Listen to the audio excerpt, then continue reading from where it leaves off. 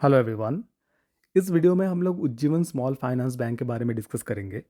ये stock last एक साल में काफ़ी अच्छा रनअप दे चुका है, ऑलमोस्ट ट्रिपल हो चुका है। तो इस वीडियो में हम लोग एनालिसिस करेंगे कि ये स्टॉक क्या ओवर वैल्यूड हो गया है या फिर यहाँ से और चल सकता है, और अगर चल सकता है तो कितना चल सकता है। हम लोग फंडामेंटली और टेक्निकली इस स्टॉक का एनालिसिस करके स्टॉक का टारगेट प्राइस निकालने का कोशिश करेंगे। तो इसीलिए आप वीडियो को एंड तक देखें ताकि आपसे कोई भी इंफॉर्मेशन मिस ना हो। हम हमारे चैनल में बहुत ही डिटेल में स्टॉक्स का एनालिसिस करते हैं, तो इसीलिए हमारे चैनल को सब्सक्राइब ज़रूर कर लें।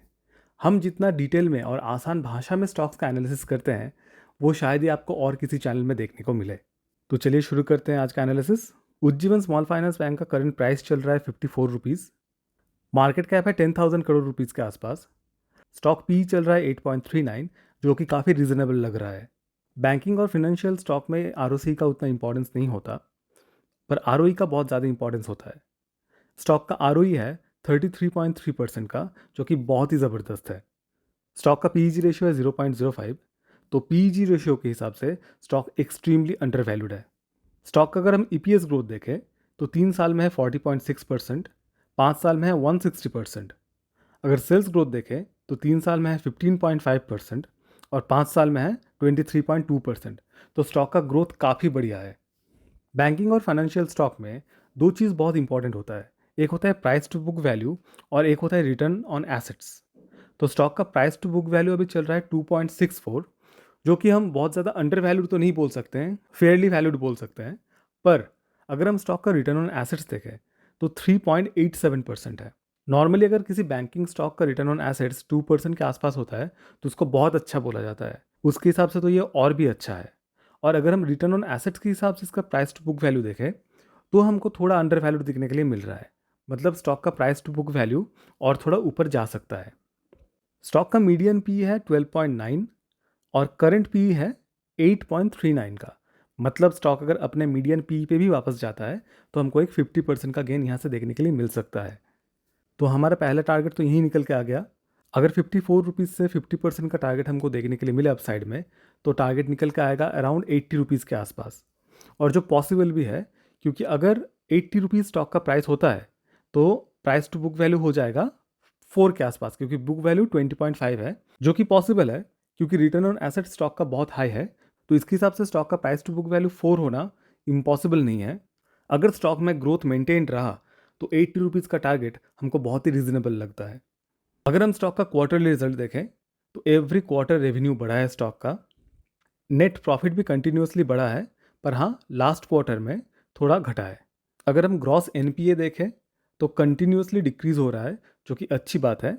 और अगर हम नेट एनपीए देखें तो वो भी कंटिन्यूसली डिक्रीज हो रहा था, पर लास्ट क्वार्टर में थोड़ा सा बढ़ा है। सितंबर 2023 क्वार्टर में जो नेट एनपीए 0.09% था, वो दिसंबर 2023 क्वार्टर में 0.17% हो गया है।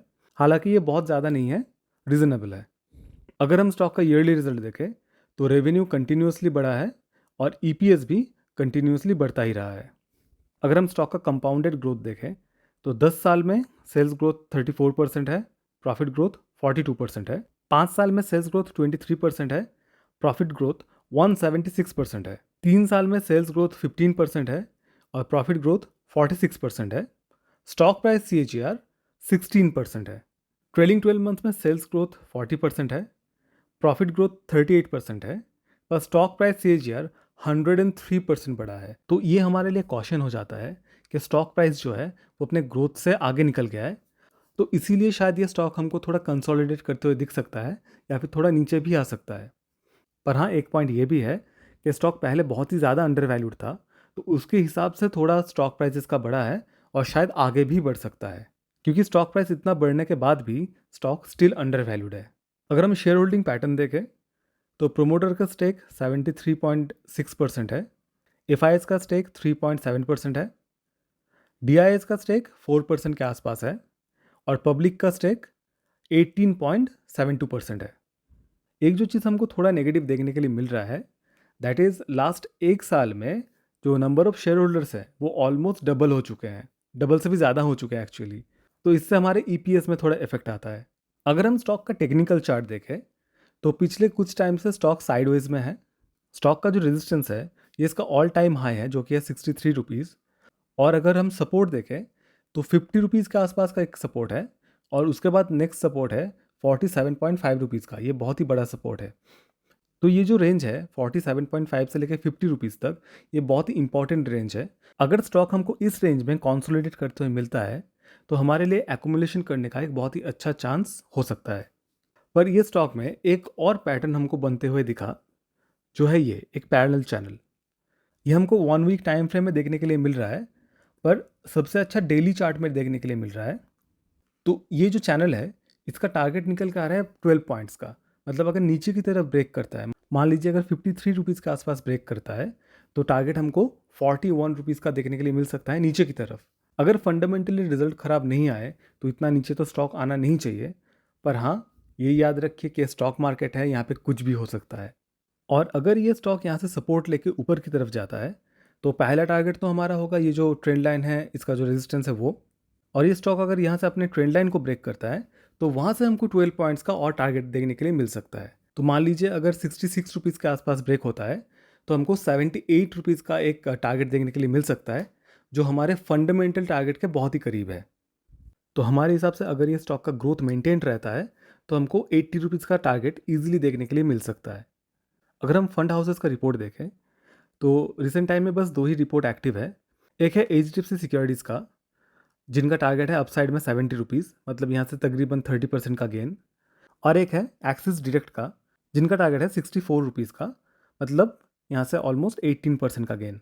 तो दोनों ही टारगेट हमको बहुत ही रिजनेबल लगते हैं। अगर इनका Q4 का रिजल्ट अच्छा आता है, जो कि इनके एमडी ने भी बोला है कि शायद इनका जो प्रॉफिट है वो ऑल टाइम हाई रहेगा Q4 में, तो शायद ये दोनों ही टारगेट हमको देखने के लिए मिल सकता है शॉर्ट टर्म में ही। और शायद हमको 80 रुपीज़ वाला टारगेट देखने के लिए भी मिल सकता है। हम तो यहाँ तक बोल सकते हैं कि अगर इस स्टॉक का ग्रोथ मेंटेन रहा तो लॉन्ग टर्म में एक मल्टी बैगर स्टॉक बन सकता है। पर हाँ, आप लोग हमारा बात मान के कोई भी बाइंग या सेलिंग डिसीजन ना ले, क्योंकि हम लोग सेबी रजिस्टर्ड नहीं हैं। हम आगे उत्कर्ष, एयू और भी जो स्मॉल फाइनेंस बैंक्स हैं उनका भी डिटेल एनालिसिस करेंगे और इनका कंपैरिजन भी करेंगे कि अगर आपको स्मॉल फाइनेंस में से बस एक ही स्टॉक लेना है तो कौन सा स्टॉक आपके लिए सबसे बेस्ट होगा। तो इसीलिए हमारे चैनल को आप सब्सक्राइब करके रखें, और अगर वीडियो पसंद आए तो लाइक और शेयर ज़रूर करें, और कमेंट्स में ज़रूर बताएं कि आपको वीडियो कैसा लगा। आपको नेक्स्ट कौन से स्टॉक के ऊपर वीडियो चाहिए वो भी आप हमको कमेंट्स में बता सकते हैं। और अगर आपको अपना पोर्टफोलियो रिव्यू करवाना है तो आप हमको मेल कर सकते हैं। मेल आईडी आपको हमारे डिस्क्रिप्शन बॉक्स में मिल जाएगा। तो चलिए आज का वीडियो यहीं तक रखते हैं, मिलते हैं नेक्स्ट वीडियो में। Thank you.